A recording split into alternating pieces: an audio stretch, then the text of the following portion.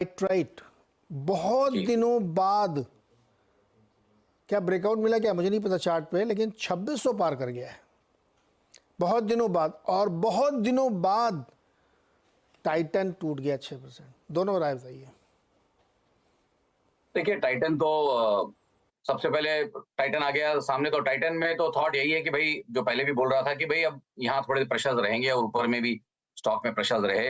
अच्छा डिस्ट्रीब्यूशन हुआ है यहाँ 3700-3800 के आसपास अच्छे डिस्ट्रीब्यूशन हुए। तो अब नया ब्रेकडाउन ये आज जैसा दिख रहा है, शाम तक वॉल्यूम्स क्या करता है वो देखेंगे, बट फिलहाल तो वॉल्यूम्स ब्रिस्क हैं, अच्छे हैं वॉल्यूम्स।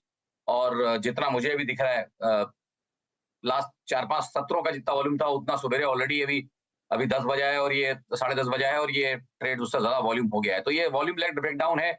200 दिन का लॉन्ग टर्म एवरेज जो अभी तक लास्ट 15 दिन तक सपोर्ट दे रहा था वो वायलेट हो चुका है। तो अब यहाँ से जैसे मैंने बोला long to medium term risk reward सब जगह नेगेटिव है, तो पॉसिबली अब जैसे थे लंबे अवधि के एवरेजेस और सपोर्ट टूटते रहेंगे तो थोड़ी थोड़ी बिकवाली अब यहाँ पे ऑटोमेटेड आती रहेगी, क्योंकि जब 200 दिन का एवरेज टूटता है तो ऑटोमेटिकली कुछ फंड्स अपने आप लॉन्ग टर्म ट्रेंड नीचे हो जाता है और धीमे धीमे फिर आपको सेलिंग दिखती रहेगी यहाँ पे। तो यहाँ तो मुझे लगता है 3-6 महीने नीचे के स्तर ही दिखने को मिलेंगे और इनिशियल मेरे टारगेट्स आ गए हैं, बट आई थिंक आज के मूव के बाद अगर ये और गहराया तो आई थिंक 3000-3100 के स्तर भी यहाँ पे इमीडिएट टाइटन के लिए आने चाहिए इस before any pull back comes. और जहां तक रही दीपक नाइट्राइट की बात, यहाँ तो मुझे अभी भी लग रहा है कि हम पुल बैक जोन में ही है। कारण वही है कि यूक्रेन वॉर का जो हाई था, वो न्यूज ब्रेक होने से पहले के जो हाई थे 2021 के सितंबर के या जनवरी में 22 में जिन्होंने हाईज बनाए, उसका ये पुल बैक ही कर रहा है। अभी तक उन लेवल्स के आसपास कहीं नहीं पहुंच पा रहा, 3000 के आसपास के वो लेवल्स थे। तो आई थिंक ये पुल बैक ही है। ठीक है, आई थिंक यहाँ पे भी न्यूज या नंबर्स कुछ होंगे, ऐसा मैं मान के चल रहा हूँ, मुझे आइडिया नहीं है, बट बहुत ज्यादा 2600-2630 के ऊपर टिक पाएगा मुझे आज का सेटअप देख के लग तो नहीं रहा है फिलहाल। ओके, तो ये है कहानी दीपक नाइट्राइट और टाइटन की। चलिए एक और सवाल लेते हैं फटाफट। सोनू कुमार छपरा बिहार से। सोनू जी नमस्कार।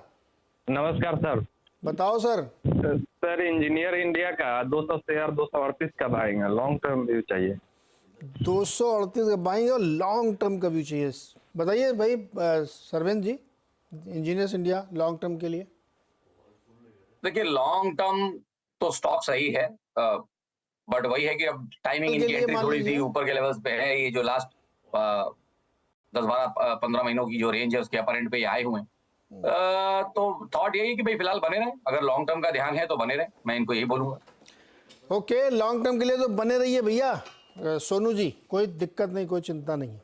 और स्टॉक बड़े मजबूत ट्रेंड में दिख रहा है। अगला सवाल है पीयूष पाटीदार का, डूंगरपुर राजस्थान से। पीयूष जी नमस्कार सर। नमस्ते सर, पीयूष पाटीदार बोल रहा हूँ सर। Good morning sir. जी बताइए सर। सर मेरे पास अडानी व्हील के शेयर पड़े सर। किसके? अडानी विल्मर।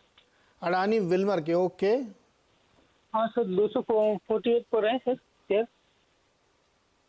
248 सर शेयर पड़े मेरे पास। 248 पे कि 348 पे?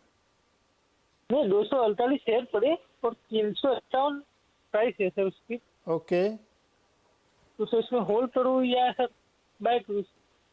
सरवेंद्र जी अडानी विल्मर में होल्ड करें क्या आप पाटीदार जी? देखिए पूरे ग्रुप पे थोड़ा सोचना चाह रहा हूँ, और इन द सेंस कि वैसे भी अवॉइड ही करता हूँ जहाँ पे बहुत ज्यादा न्यूज डेवलपमेंट्स रहते हैं। बट अब ये शेयर तो चला ही नहीं था, मतलब ये शेयर जब बाकी सारे शेयर रिकवर किए तो ये बिल्कुल रिकवर नहीं किया इनिशियल पहले न्यूज के ब्रेकआउट के न्यूज के बाद। तो आई थिंक अब वर्स्ट केस इसका जो रेंज बना हुआ है लास्ट 12-15 महीने का, वो 300 से 400 के बीच का रेंज है। फिलहाल तकरीबन बीचों बीच चल रहा है, तो कोई बहुत विशेष रिस्क रिवॉर्ड नहीं है। बट अब इनका ताजा ताजा ट्रेड है और लकीली नीचे के भाव से ट्रेड है, तो चाहे तो बने रहे। मेरे पास कोई बहुत स्ट्रांग व्यू नहीं है। ओके, बहुत स्ट्रॉन्ग व्यू नहीं, लेकिन आपका चूंकि लेवल नीचे में है तो आप इसमें बने रह सकते हैं, क्योंकि ये बहुत ज़्यादा ना चला है ना बहुत ज़्यादा अभी फिलहाल बहुत ज़्यादा गिरा। एक और क्वेश्चन क्विकली, सोमेश